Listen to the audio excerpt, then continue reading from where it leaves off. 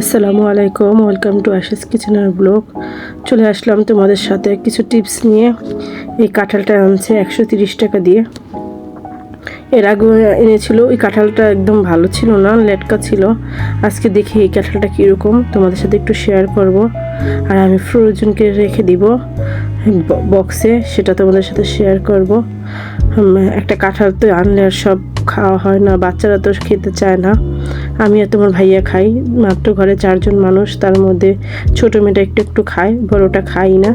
এই কারণে কিভাবে ফ্রোজেন করি আমি, সেটা তোমাদের সাথে একটু শেয়ার করব। দেখো, আস্তে আস্তে করে আমি কিন্তু চাকুটার ভিতরে তেল মাখিয়ে নিয়েছিলাম, হাতেও তেল মাখিয়ে নিয়েছি ভালো করে, যাতে হাতের কষ্টটা না লাগে। কষ্টটা লাগলেও উঠে যায়, কারণ তেলটা যদি ভালোভাবে মাখিয়ে নাও তাহলে আর কষ্ট লাগে না। আমি অত সুন্দর করে কাটতে পারি না, দেখো, তারপর যেভাবে পারতেছি তোমাদের সাথে একটু শেয়ার করতেছি। ওইভাবে তুলে নিচ্ছি কাঁঠালগুলো, সবগুলো কাঁঠাল এইভাবেই ভেঙে নিব। কাঁঠাল ভাঙতে ভালোই লাগে আমার কাছে, আর ঘ্রাণটা এত সুন্দর ছিল কাঁঠালটার, জানো। এই যে লোকটা আবার একটু কেটে দেখাই দিয়েছিল যে চাওলা কাঁঠাল। আর আমি এবার তোমাদের সাথে একটু শেয়ার করলাম আমি কিভাবে ভাঙি সেটাই। দেখো, পুরা কাঁঠালগুলো আমার মেয়েটা ক্যামেরাটা ঘোরাইতেছিল, আর ওইখানে কাঁঠালের খোসাগুলো রেখে দিচ্ছিলাম, কারণ এটা দিয়ে আরেকটা রেসিপি তৈরি হবে, সেটা তোমাদের সাথে শেয়ার করেছি। আর সেটা আগের দিনে শেয়ার করে ফেলেছি। এই কাঁঠালের খোসা দিয়েও টাকা বাঁচানো যায়, সেটা আমার ভিডিও আছে, ওই ভিডিওটা দেখে নিও। এই দেখো কাঁঠালগুলো, সবগুলো কাঁঠাল এক এক করে একদম চাওলা ছিল, শক্ত ছিল, কচকচা ছিল। কাঁঠালগুলো অনেক ভালো লাগতেছিল, অনেক মজা ছিল কাঁঠালগুলো, দেখতে দারুণ, আর যেরকম ছিল খেতেও ভালো লাগতেছিল। আর যাই হোক, কাঁঠাল যারা খায়, যারা পছন্দ করে, কাঁঠাল কিন্তু অনেক কাজেই ব্যবহার করা যায়। পিঠা বানিয়ে খাওয়া যায়, জেলি বানানো যায়, কাঁঠালের বিচিগুলো দিয়ে নানান ধরনের জিনিস বানিয়ে খাওয়া যায়। কাঁঠাল কিন্তু কাজেরই। দেখো, পুরা কাঁঠাল, একদম কাঁঠালটা অনেক ছিল, মাশাআল্লাহ, কুয়া অনেক ভালোই হয়েছিল, অনেকগুলো হয়েছিল। এর আগে যে বললাম না একটা কাঁঠাল এনেছে, আমাদের তো ঘরের তেমন কাঁঠাল খাওয়া হয় না, এই জন্য আনে না। এখন একটু ঠান্ডা ঠান্ডা বৃষ্টি বৃষ্টি ছিল দেখে তোমার ভাইয়া নিয়ে আসছে যে খাই সব, একটু পুরা কাঁঠালটাই তারপর আমি তুলে নিলাম। পুরা কাঁঠালটা এক এক করে বের করে নিচ্ছি, তোমাদের সাথে সেটাই শেয়ার করলাম। একটা কাঁঠাল থেকে কতগুলো রোয়া বের হয় সেটা তোমাদের দেখাই।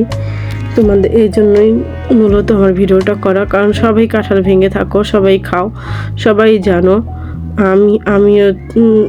আমি তার ব্যতিক্রম না। এই দেখো, আমার পুরা কাঁঠাল থেকে এই 2 প্লেট কাঁঠাল হয়েছে।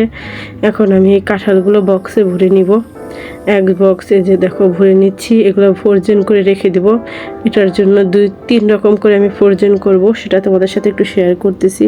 তোমরা চাইলে, কাঁঠালের সিজন প্রায় শেষ হয়ে আসছে, মনে চাইবো, অনেক সময় থাকে, অনেক সময় হয় যে সব সময় খেতে ইচ্ছে করে না এক জিনিস, মনে চায় একটা জিনিস খেতে, যে জিনিসটা থাকে না।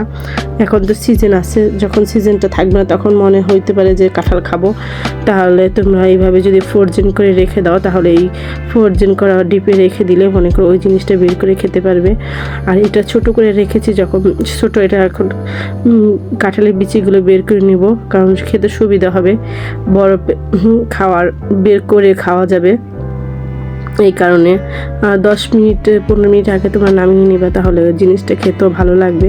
এভাবে করে নিবে সবগুলো কাঁঠালের বিচি ফেলে। আমি এটার ভিতরে একটু বেশি রাখা যাবে, কারণ বিচিগুলো ফেলে দিয়েছি, এই কারণে। দেখো, পুরা কাঁঠালের বিচিগুলো ফেলে নিয়ে আমি বক্স ভরে নিলাম, এক এক করে সবগুলো কাঁঠালের বিচি ফেলে দিলাম। এই যে দেখো, বিচিগুলো হয়ে গেছে, কাঁঠালের বক্স ভরা হয়ে গেছে। এখন বক্সটা করে নিলাম, ভরে নিলাম। এই দেখো, 2 বক্স করে নিয়েছি। আরেকটা দেখাবো সিস্টেমে, আরেকটা কীভাবে করি। এই যে ফ্রেশ পলিথিনের ভিতরে এভাবে রাখবে, এভাবে রাখলে কি হবে, তোমাদের জায়গা বাঁচবে অনেকটা।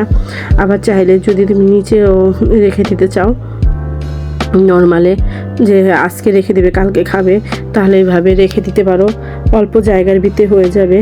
আমি একটা পলিথিনে দিয়েছি, আরেকটা পরে দিয়ে দিয়েছি। তোমরা ওইভাবে এই যে পলিথিনে যে একটা ফোলানো গ্যাসটা, এটা বের করে নিব, তাহলে কি হবে, ফুটে যাবে না।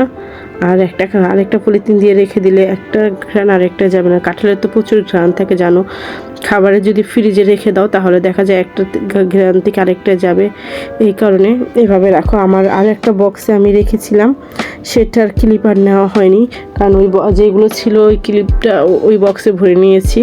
ওইটা ছিল একদম ইয়ালা এয়ারটেক বক্স, ওইটার ভিতর থেকে কোনো গ্যাস বের হয় না, এই কারণে ওইটার ভিতরে আমি করে নিয়েছি, ভরে নিয়েছি। এই আমার প্রসেসগুলো তোমাদের কাছে কেমন লাগছে অবশ্যই কমেন্টের মাধ্যমে জানাবে।